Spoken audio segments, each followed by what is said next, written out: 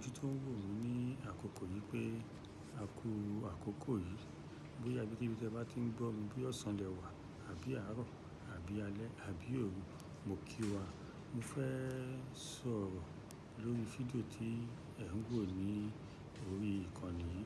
Ṣùgbọ́n kí n tó sọ̀rọ̀ lórí orúkọ mi, Ọmọba Àlùkò Samuel, tí orúkọ mi kò yí padà.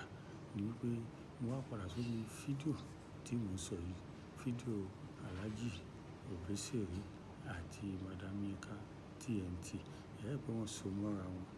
Wọ́n so mọ́ra wọn. Àwọn kan sọ wípé ṣé ó yẹ kí Alhaji Obesere kó fẹ́ Yinka TNT àbí ṣé ó yẹ kí Yinka TNT kó fẹ́ Alhaji Obesere. Èmi ò rí nǹkan tó bàjẹ́ nínú pé kí Alhaji Obesere kó fẹ́ Yinka TNT tàbí kí Yinka TNT kó fẹ́ Alhaji Obesere. Níwọ̀n ìgbà tó jẹ́ wípé tí Alhaji Obesere bá ti ní agbára láti ṣe ìtọ́jú àti láti fẹ́ iye ìyàwó tí ó bá wù gẹ́gẹ́ bí ẹ̀sìn àwọn Mùsùlùmí, wípé tó bá ní agbára láti fẹ́ ìyàwó mẹ́wàá fẹ́. Ọlọ́run sì bu Alhaji Àkàndé, Ọlọ́run bù wọ́n ní àṣírí láti fẹ́ iye ìyàwó tí ó bá wù wọ́n. Madam Yinka TNT náà, àwọn náà kẹ̀dẹ̀ wọ́n ṣe ọmọdé. So ẹ̀yin tí ẹ̀ ń wò mí àkókò yìí, ojú wo ni ẹ kú wá fi wá wò ó? Ṣé kí wọ́n fẹ́ra wọn ni àbí kí wọ́n fẹ́ra wọn?